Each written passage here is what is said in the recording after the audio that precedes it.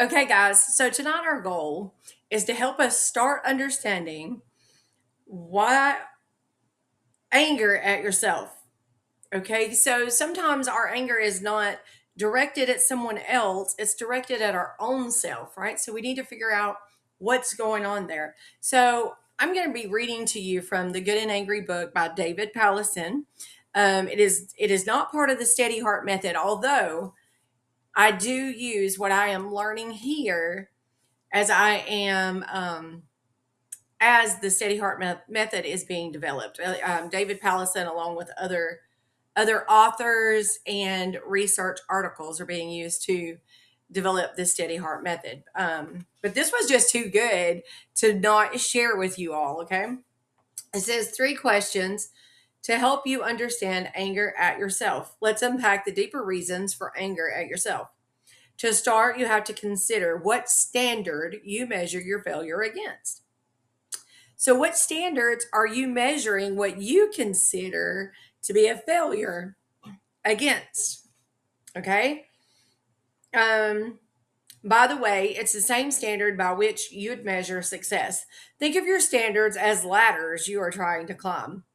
Answering 3 questions about your ladders will help you get to the real cause of anger at yourself and sort out where it is appropriate, where it is confused, and what to do about it in any case. So, question number 1 will be, what ladder are you climbing? And that's the one we're going to unpack tonight.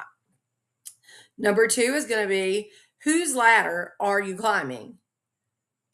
Number 2 is, whose ladder are you climbing? And number 3 is, who can pick you up when you fall? Okay. This is a lot of information, and the reflection on it is going to take some time for you to process. So, we're going to unpack one question at a time. So, tonight we're doing, what ladder are you climbing? Okay. The standard you serve defines the goals you pursue. Let me say that again. The standard you serve defines the goals you pursue. The ladders you climb give your life meaning. So what are your goals? What are you pursuing in life? What is it that gives your life meaning? You are climbing toward what you admire, treasure, and live for. Anger at yourself is always in reference to something you think you are supposed to be and do. You climb, you try to reach whatever standard you are pursuing, and when you fail, you feel condemned. You climb, you try to reach whatever standard that you are pursuing, and when you don't achieve it, now you feel condemned. Consider the following examples. Number 1, I hate myself because I'm ugly, weak, and clumsy. How many of us say that sometimes? From time to time, we have such a warped sense of identity. What is the standard by which I reproach myself? I am climbing a ladder based on physical endowment, beauty, strength, and agility. Define success or failure. If I am not physically perfect and strong, then I feel like I'm a defective person. Number 2, I condemn myself because I'm not as extroverted as other people, so I feel very self-conscious in social situations. What is the standard against which I fail? I'm climbing a ladder of approval from other people, and being at ease in a group is my definition of value. Number 3, I feel like a failure because I didn't get straight A's or get married or rise to the top in my career, and I haven't made the money my parents and siblings make. What ladder am I climbing? I must reach a certain level of achievement in school, marriage, status, and money. The definition of what counts stigmatizes me as a loser. I feel like my life is a mistake because my birth mother gave me up for adoption. The standard to be a valid person. Your birth parents must love you. If they rejected you, then you are a reject. Number 5, there's something very wrong with me because I was sexually molested. The standard, if I am to ever be a valid person, I must not have experienced violation at the hands of an evildoer. Number 6, I feel like a second class person because of my ethnic or cultural background or because I have a disability. The ladder I climb says that I am not worthy if my skin is the wrong color, if I come from a certain cultural background, and if I have a disability. Number seven, I loathe myself because I slept with my girlfriends or boyfriends or both and used pornography. I feel soiled and humiliated. What is the ladder that defines my failure? Love protects the purity of another, so sexual immorality is wrong. I hate myself because I stole money from my workplace and cheated on my taxes. I'm racked by guilt and feel like the word thief is branded on my forehead. The standard: love is honest and trustworthy in financial dealings, so stealing is wrong. I continually hear a voice of self condemnation because I had an abortion. All the reasons people give about why it's okay just sound like self justifying excuses. The standard: love protects and nurtures the life of an innocent and helpless person, but I terminated a boy or girl who was depending on me for life.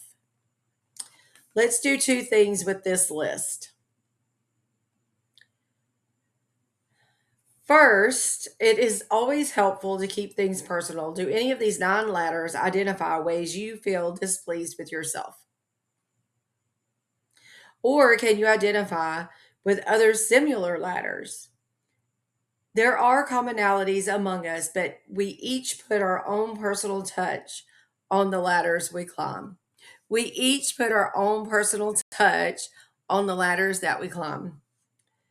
What standards define whether your conscience commends you or condemns you? What standards define whether your conscience commends you or condemns you? Second, notice something about this list in non typical ways we evaluate ourselves.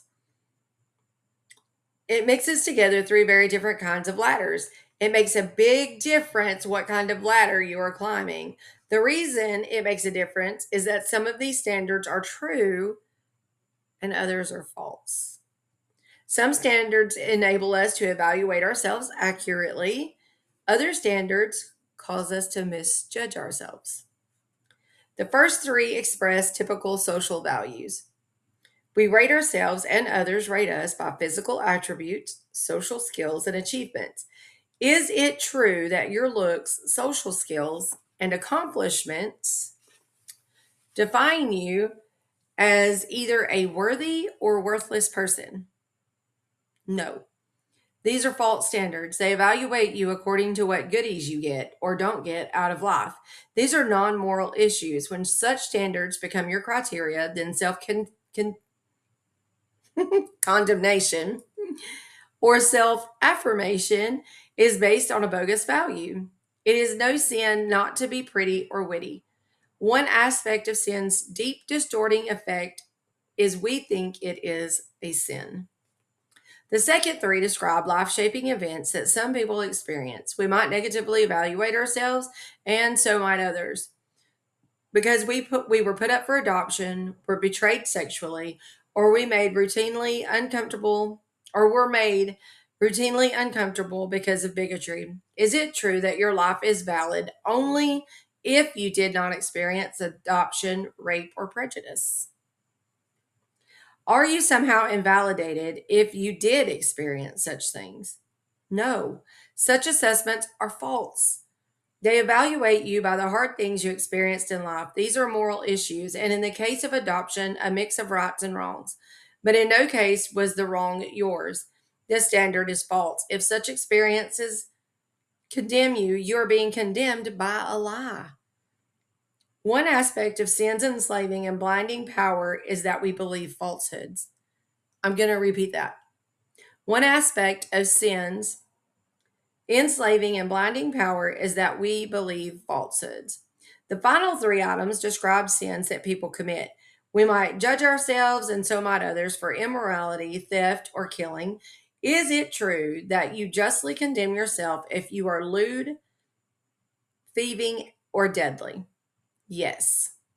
These standards evaluate the kind of person you are. They describe true moral failures. You show good judgment to see yourself through these eyes.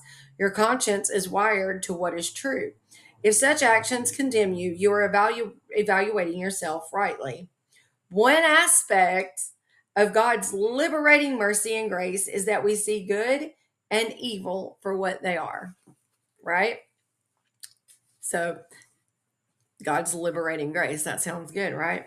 Okay, so here we go. It makes a big difference what kind of ladder you are climbing. Imagine it this way: you are standing in the parking lot beside a big box store, a Home Depot, or a Walmart. The building has 30-foot high cinder block walls. You have two ladders, and a 30-foot high cinder block wall. Okay. You have two ladders. One is 15-foot long, and the other is 35 feet long. You want to climb up the roof. Warning, don't try this in real life. While you are blindfolded, a friend props both ladders up against the wall, and without looking, you choose a ladder and start to climb. Now, what happens if you start to climb the 15-foot ladder? You're trying to get to the top of a 30-foot wall on a 15-foot ladder. Okay, you've got a built in problem, an insurmountable problem. It reaches less than halfway up the wall. It's a ladder to nowhere. Even if you get to the top rung, you haven't actually gotten anywhere. You're just stuck halfway up a 30-foot precipice. So you're climbing a 15-foot ladder, trying to get to the top of a 30-foot wall, and now you are stuck halfway up. No matter how hard you try, you will never get to the roof. Each of the first 6 items on our list is a 15-foot ladder they can never deliver. Hating yourself for failing is a waste of anger and guilt. Okay, hating yourself for failing is a waste of anger and guilt. The actual failure is that we spend our lives scrambling up ladders to nowhere rather than a ladder to somewhere. I'm going to read that one again.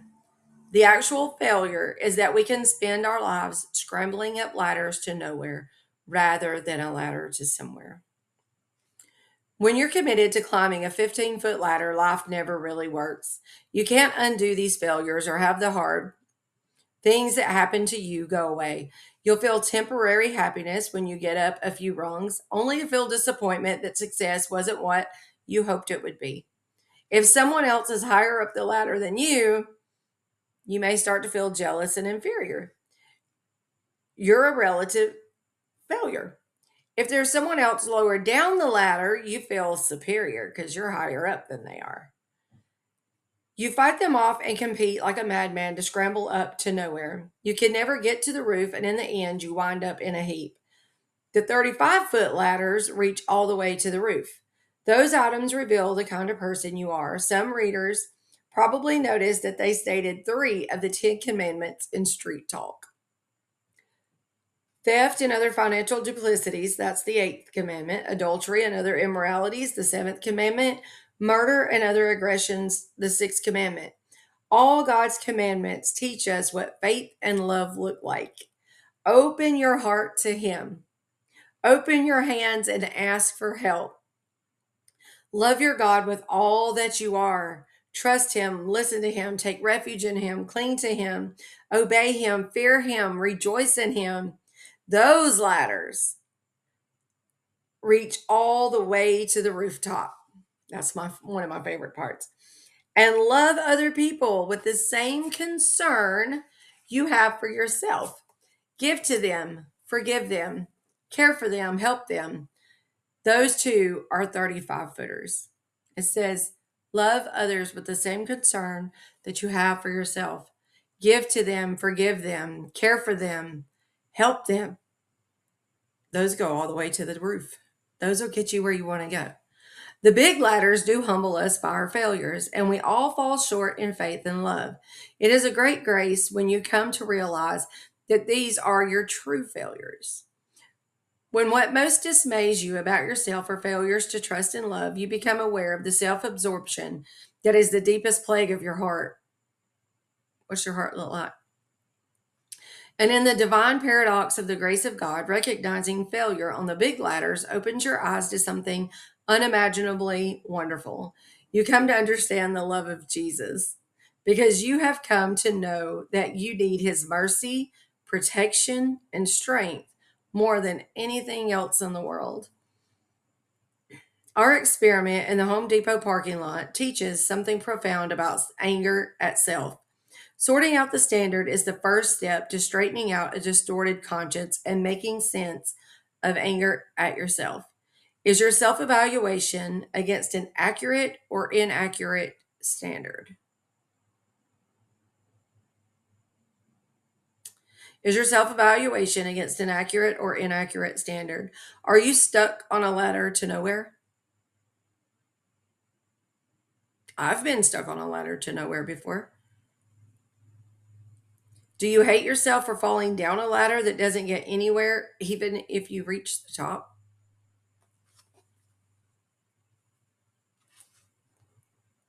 Or are you seeking to climb a ladder that really does go somewhere? Even when you fall short, are you opening your heart to the love of God rather than gnashing your teeth? This is the first question that helps to make us deeply sane. But there is a second miswiring of the conscience that is equally profound. See you in a bit where we unpack whose ladder are you climbing?